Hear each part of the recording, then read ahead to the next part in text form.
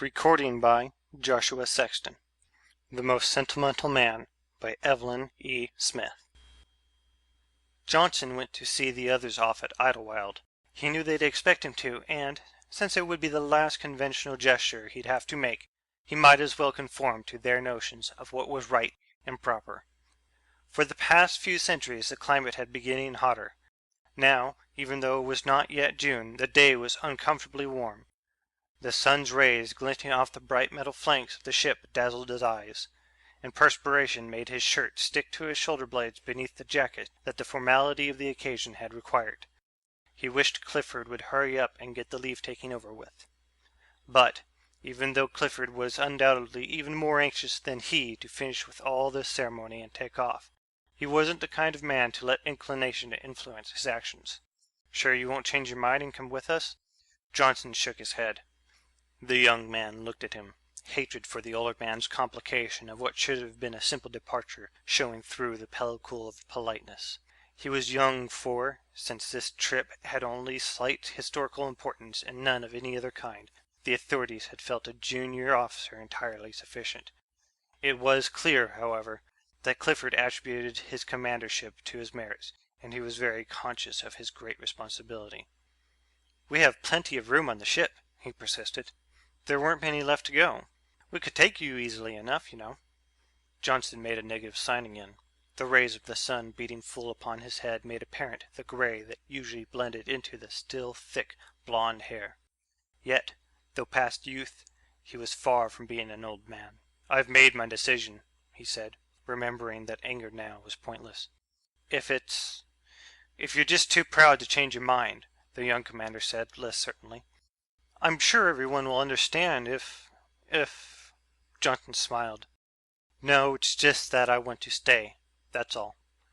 But the commander's clear blue eyes were still baffled, uneasy, as though he felt he had not done the utmost that duty, not duty to the service but to humanity, required. That was the trouble with people, Johnson thought. When they were most well-meaning, they became most troublesome. Clifford lowered his voice to an appropriately funeral hush, as a fresh thought obviously struck him. "I know, of course, that your loved ones are buried here, and perhaps you feel it's your duty to stay with them?" At this, Johnson almost forgot that anger no longer had any validity. By loved ones, Clifford undoubtedly had meant Eleanor and Paul. It was true that Johnson had had a certain affection for his wife and son when they were alive. Now that they were dead, they represented an episode in his life that had not, perhaps, been unpleasant, but was certainly over and done with now. Did Clifford think that was his reason for remaining? Why, he must believe Johnson to be the most sentimental man on earth. "And come to think of it," Johnson said to himself, amused, "I am, or soon will be, just that." The commander was still unconsciously pursuing the same train of thought. "It does seem incredible," he said in a burst of boyish candor that did not become him, for he was not that young, "that you'd want to stay alone on a whole planet. I mean to say, entirely alone. There'll never be another ship, you know. At least, not in your lifetime." Johnson knew what the other man was thinking. If there had been a woman with Johnson now, Clifford might have been able to understand a little better how the other could stick by his decision. Johnson wriggled, as sweat oozed stickily down his back. "For God's sake," he said silently, "take your silly ship and get the hell off my planet." Aloud, he said, "It's a good planet. A little worn out, but still in pretty good shape. Pity you can't trade in an old world like an old car, isn't it?" "If it weren't so damned far from the center of things," the young man replied, defensively assuming the burden of all civilization, "we wouldn't abandon it. After all, we hate leaving the world on which we originated. But it's a long haul to Alpha Centauri, you know that, and a tremendously expensive one. Keeping up this place solely out of sentiment would be a sheer waste. The people would never stand for the tax burden." "A costly museum, yes," Johnson agreed. How much longer were these dismal farewells going to continue? How much longer would the young man still feel the need to justify himself? "If only there were others fool enough. If only there were others with you." "But even if anybody else would be willing to cut himself off entirely from the rest of the civilized universe, the Earth won't support enough of a population to keep it running. Not according to our present living standards, anyway. Most of its resources are gone now, you know. Hardly any coal or oil left. And that's not worth digging for when there are better and cheaper fuels in the system. He was virtually quoting from the Colonial Officer's Manual. Were there any people left able to think for themselves? Johnson wondered. Had there ever been? Had he thought for himself in making his decision, or was he merely clinging to a childish dream that all men had had and lost? With man gone, Earth will replenish herself, he said aloud. First the vegetation would begin to grow thick. Already it had released itself from the restraint of civilization. Soon it would be spreading out over the continent, overrunning the cities with delicately persistent green tendrils. Some the harsh winters would kill, but others would live on and would multiply. Vines would twist themselves about the tall buildings and tenderly, passionately squeeze them to death, eventually sending them tumbling down. And then the trees would rear themselves in their places. The swamps that man had filled in would begin to reappear one by one, as the land sank back to a pristine state. The sea would go on changing her boundaries, with no dikes to stop her. Volcanoes would heave up the land into different configurations.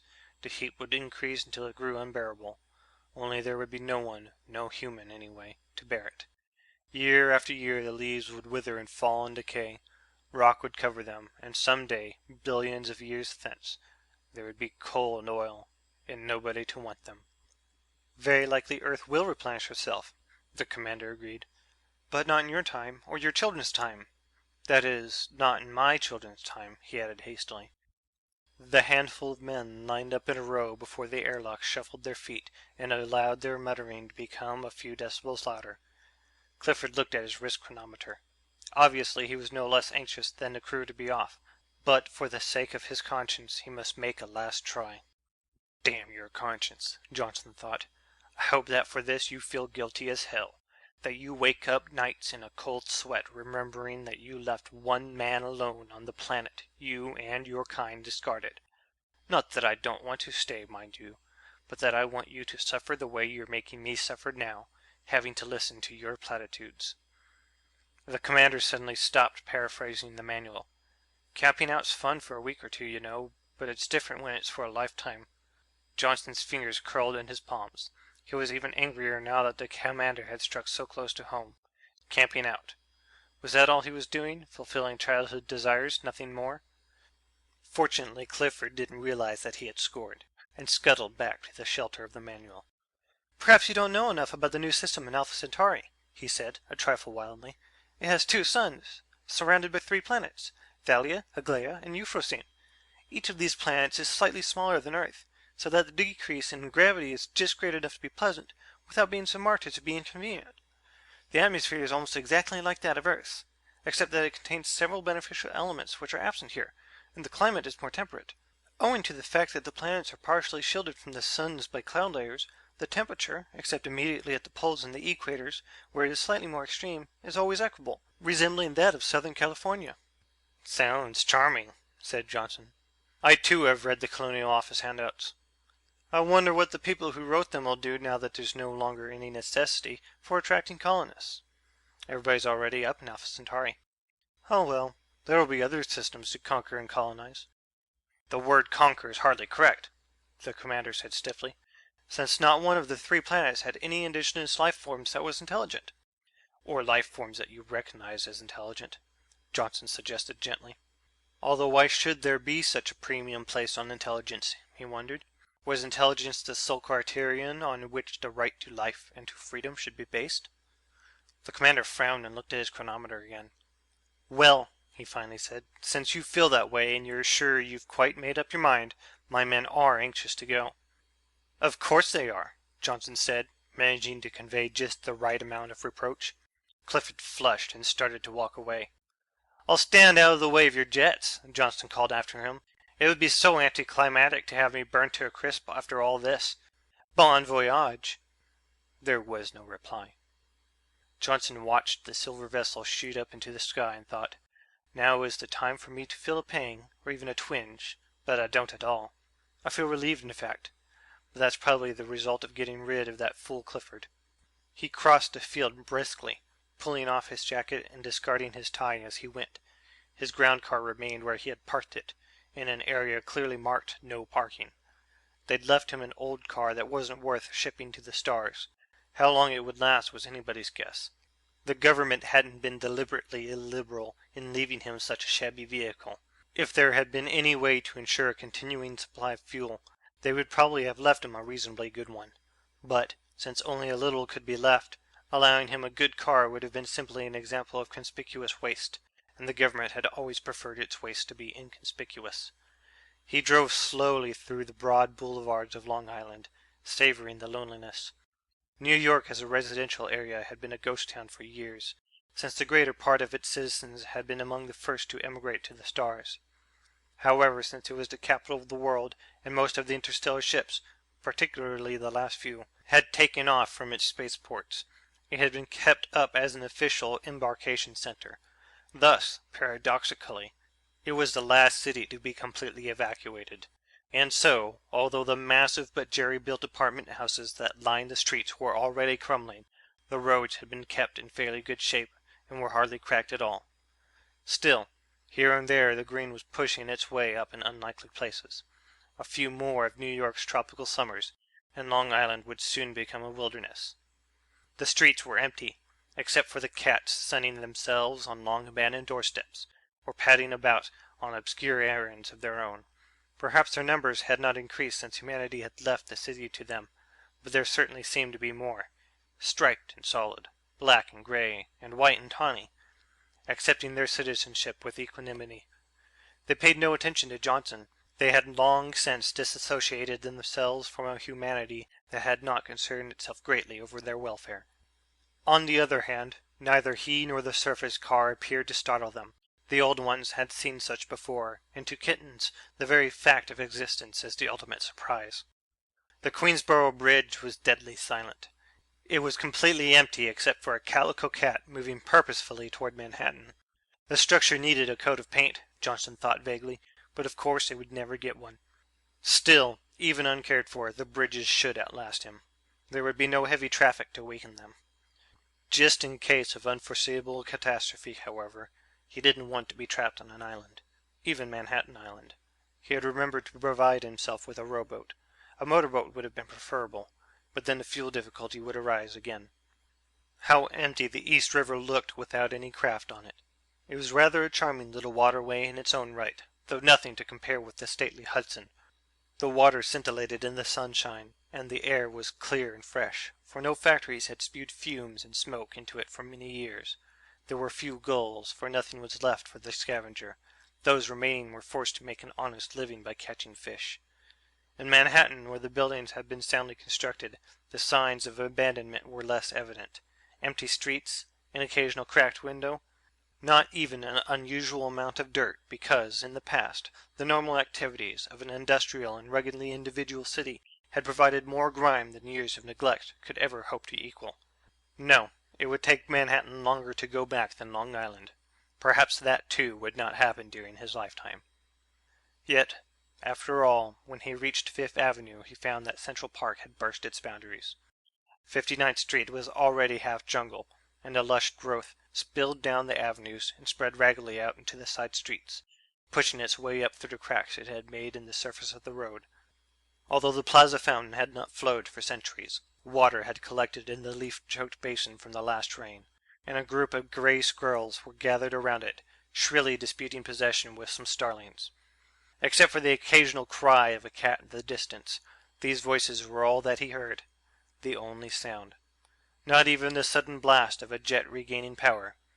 He would never hear that again. Never hear the stridor of a human voice piercing with anger. The cacophony of 100 television sets, each playing a different program. The hoot of a horn. Off-key singing. The thin, uncertain notes of an amateur musician. These would never be heard on Earth again. He sent the car gliding slowly, no more traffic rules, down Fifth Avenue. The buildings here also were well built. They were many centuries old and would probably last as many more. The shop windows were empty except for tangles of dust, an occasional broken, discarded mannequin. In some instances the glass had already cracked or fallen out. Since there were no children to throw stones, however, Others might last indefinitely, carefully glassing in nothingness. Doors stood open, and he could see rows of empty counters and barren shelves fuzzed high with the dust of the years since a customer had approached them. Cats sedately walked up and down the avenue, or sat genteelly with tails tucked in on the steps of the cathedral, as if the place had been theirs all along. Dusk was falling. Tonight, for the first time in centuries, the street lamps would not go on. Undoubtedly, when it grew dark, he would see ghosts, but they would be the ghosts of the past, and he had made his peace with the past long since. It was the present and the future with which he had not come to terms, and now there would be no present, no past, no future, but all merged into one, and he was the only one. At 42nd Street, pigeons fluttered thickly around the public library, fat as ever, their numbers greater, their appetites grosser. The ancient library, he knew, had changed little inside. Stacks and shelves would still be packed thick with reading matter. Books are bulky, so only the rare editions had been taken beyond the stars. The rest had been microfilmed, and their originals left to Johnson and decay. It was his library now, and he had all the time in the world to read all the books in the world, for there were more than he could possibly read in the years that, even at the most generous estimate, were left to him. He had been wondering where to make his permanent residence, for, with the whole world his, he would be a fool to confine himself to some modest dwelling. Now he fancied it might be a good idea to move right into the library. He stopped the car to stare thoughtfully at the little park behind the grimy monument to neoclassicism. Like Central Park, Bryant had already slipped its boundaries and encroached upon 6th Avenue. Avenue of the World, the street signs said now, and before it had been Avenue of the Nations and Avenue of the Americas. But to the public it had always been 6th Avenue, and to Johnson, the last man on earth, it was 6th Avenue. He'd live in the library, while he stayed in New York, that was. He'd thought that in a few weeks, when it got really hot, he might strike north. He had always meant to spend a summer in Canada. His surface car would probably never last a trip, but the Museum of Ancient Vehicles had been glad to bestow half a dozen of the bicycles from their exhibits upon him. After all, he was, in effect, a museum piece himself, and so as worth preserving as the bicycles. Moreover, bicycles are difficult to pack for an interstellar trip. With reasonable care, these might last him his lifetime. But he had to have a permanent residence somewhere, and the library was an elegant and commodious dwelling, centrally located. New York would have to be his headquarters, for all the possessions he had carefully amassed and collected and begged and, since money would do him no good anymore, bought, were here. And there were by far too many of them to be transported to any really distant location. He loved to own things. He was by no means an advocate of Rousseau's complete return to nature. Whatever civilization had left that he could use without compromise he would, and thankfully. There would be no electricity, of course, but he had provided himself with flashlights and bulbs and batteries. Not too many of the last, of course, because they'd grow stale. However, he'd also laid in plenty of candles and a vast supply of matches. Tins of food and concentrates and synthetics, packages of seed should he grow tired of all these and want to try growing his own. Fruit, he knew, would be growing wild soon enough. Vitamins and medicines, of course, were he to be really ill or get hurt in some way, it might be the end. But that was something he wouldn't think of, something that couldn't possibly happen to him. For his relaxation, he had an antique hand-wound phonograph, together with thousands of old-fashioned records. And then, of course, he had the whole planet, the whole world to amuse him. He even had provided himself with a heat-ray gun and a substantial supply of ammunition, although he couldn't imagine himself ever killing an animal for food. It was squeamishness that stood in his way rather than any ethical considerations, although he did indeed believe that every creature had the right to live. None the less, there was the possibility that the craving for fresh meat might change his mind for him. Besides, although hostile animals had long been gone from this part of the world, the only animals would be birds and squirrels, and farther up the Hudson, rabbits and chipmunks and deer. Perhaps an occasional bear in the mountains. Who knew what harmless life form might become a threat now that its development would be left unchecked? A cat, sitting atop one of the stately stone lions outside in the library, met his eye with such a steady gaze of understanding, though not of sympathy, that he found himself needing to repeat the divine, now almost magic phrase to himself. Not in my lifetime, anyway. Would some intelligent life form develop to supplant man? Or would the planet revert to a primeval state of mindless innocence? He would never know, and he didn't really care. No point in speculating over unanswerable questions. He settled back luxuriously on the worn cushions of his car. Even so little as 20 years before, it would have been impossible for him, for anyone, to stop his vehicle in the middle of 42nd Street and 5th Avenue purely to meditate. But it was his domain now. He could go in the wrong direction on one-way streets, stop wherever he pleased, drive as fast or as slowly as he would, and could, of course. If he wanted to do anything as vulgar as spit in the street, he could, but they were his streets now, not to be sullied. Cross the roads without waiting for the lights to change. It would be a long, long wait if he did. Go to sleep where he wanted, eat as many meals as he wanted whenever he chose. He could go naked in hot weather, and there'd be no one to raise an eyebrow, deface public buildings, except that they were private buildings now, his buildings. Idle without the guilty feeling that there was always something better he could and should be doing, even if there were not. There would be no more guilty feelings. Without people and their knowledge, there was no more guilt. A flash of movement in the bushes behind the library caught his eye. Surely that couldn't be a fawn in Bryant Park. So soon? He'd thought it would be another 10 years at least before the wild animals came sniffing timidly along the Hudson, venturing a little farther each time they saw no sign of their age-old enemy. But probably the deer was only his imagination. He would investigate further after he had moved into the library. Perhaps a higher building than the library. But then he would have to climb too many flights of stairs. The elevators wouldn't be working. Silly of him to forget that. There were a lot of steps outside the library, too. It would be a chore to get his bicycles up those steps. Then he smiled to himself. Robinson Crusoe would have been glad to have had bicycles and steps, and such relatively harmless animals as bears to worry about. No, Robinson Crusoe never had it so good as he, Johnston, would have. And what more could he want? For, whoever before in history had had his dreams, and what was wrong with dreams, after all, so completely gratified? What child, envisioning a desert island all his own, could imagine that his island would be the whole world? Together Johnson and the earth would grow young again. No, the stars were for others.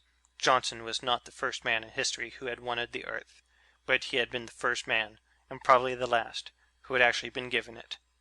And he was well content with his bargain. There was plenty of room for the bears, too. End of The Most Sentimental Man by Evelyn E. Smith.